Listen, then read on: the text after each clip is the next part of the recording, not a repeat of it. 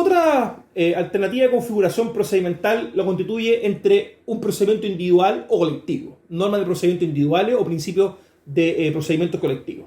Como dijimos hace poco respecto a la clasificación entre individual o colectivo, tenemos que saber que no es solamente una clasificación procedimental, como ya lo vimos, sino también es una forma de entender cómo el legislador puede transformar esto en normas positivas. Porque obviamente el abordaje, si uno entiende que un procedimiento va a ser colectivo o individual, es bastante distinto, con lógica distinta, momentos procedimentales distintos y por lo demás finalidades distintas. Por tanto, derechamente, cuando uno habla de un principio individual o colectivo, tiene que hacer presente cómo va a querer que este procedimiento solucione el conflicto al cual está accediendo.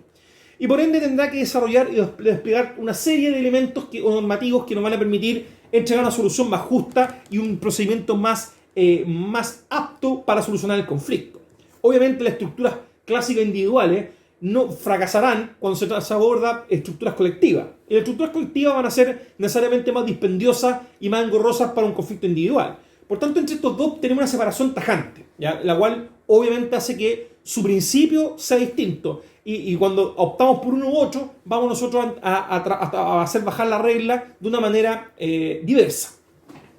Esto es un poco estudiado también y generalmente se habla que el procedimiento colectivo es una especie de procedimiento, pero en realidad más que una especie de procedimiento es obviamente una concepción de principio distinta en cuanto a cómo vamos a generar estas normas de una índole de protección de intereses difuso colectivo o de protección de intereses individuales. Por tanto, cuando nosotros hacemos este primer arranque, tenemos que ya definir qué principio formativo de este procedimiento nosotros queremos adoptar. ¿Principio formativo de carácter individual o principio formativo de carácter colectivo?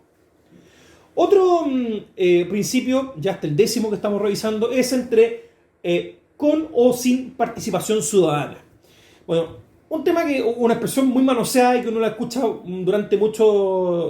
muchas partes durante esta época y de un tiempo a esta parte, es de expresión ciudadana, ya como que pareciera ser de que hace poco nos acordamos que somos ciudadanos y efectivamente nosotros todos siempre hemos sido ciudadanos. Quizás a lo mejor otras dimensiones de nuestra personalidad han primado quizás en los últimos años, pero lo cierto es que ser ciudadano parece ser un imperativo de quien nace dentro de una sociedad organizada políticamente, como es la chilena.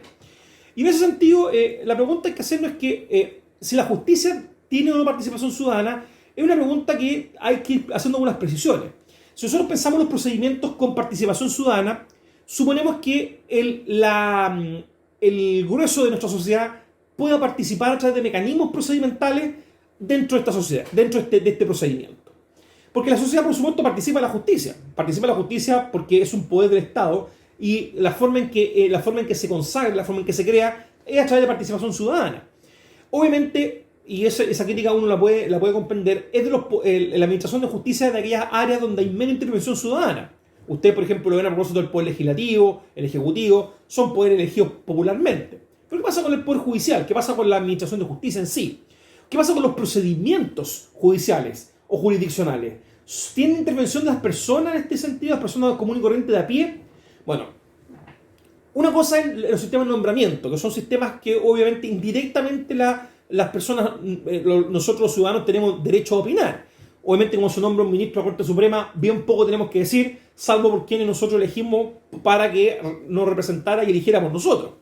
Pero obviamente eso no quiere decir, no tiene relación con este principio. Lo que tiene relación con este principio es si en un procedimiento determinado los ciudadanos pueden intervenir. Y eso es una cuestión que es de suyo discutible y históricamente tiene respuestas dispares. Nuestra legislación chilena, en su gran y abrumadora mayoría, no permite la intervención ciudadana, entre comillas, me refiero no letrada, sino que estrictamente de partes y jueces, sino que lo hacen en aspectos muy, muy puntuales. Contrario a otras jurisdicciones, otros ordenamientos jurídicos, donde la participación ciudadana es amplísima.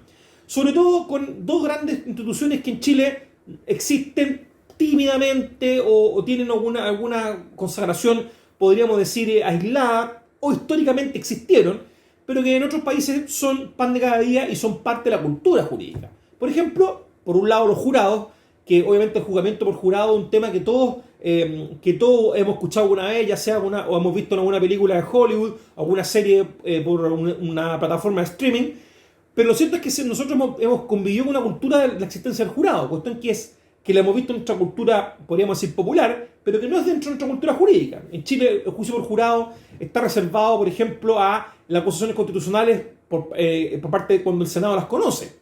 Quizás la única forma en que existe un jurado probablemente tal. Pero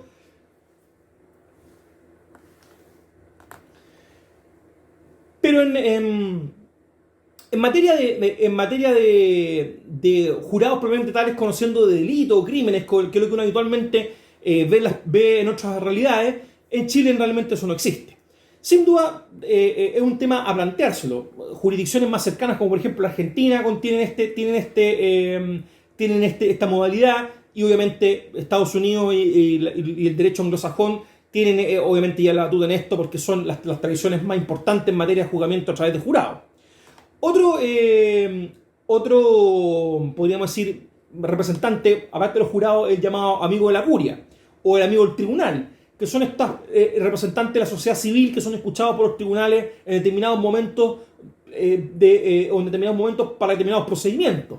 Como por ejemplo en Chile existe a propósito de la inaplicabilidad, a propósito de la declaración de inconstitucionalidad de una norma, o por ejemplo ante el Tribunal Constitucional, o por ejemplo en tribunales medioambientales, donde existen este amigo del tribunal escuchado. ¿Ya?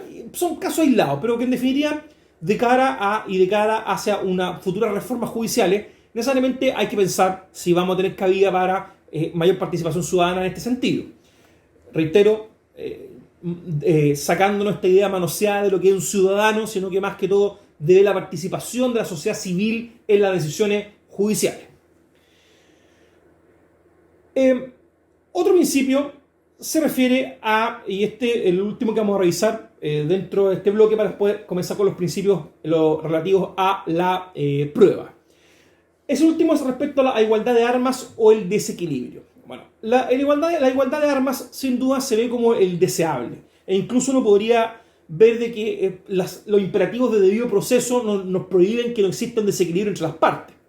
Bueno, pero en realidad la igualdad de armas, como dijimos y lo sostuvimos también a propósito de la unilateralidad y la bilateralidad de audiencia, son principios que pueden ceder eventualmente, y por eso son principios y no normas de debido proceso, pueden ceder cuando hay circunstancias de necesidad graves. Por ejemplo, investigaciones de crímenes más o menos complejas, por ejemplo, terrorismo, narcotráfico organizado. Son casos donde eventualmente se puede utilizar o echar mano a herramientas procedimentales que descartan la igualdad de armas y la transforman derechamente en actos procesales donde rige el desequilibrio. ¿Ya?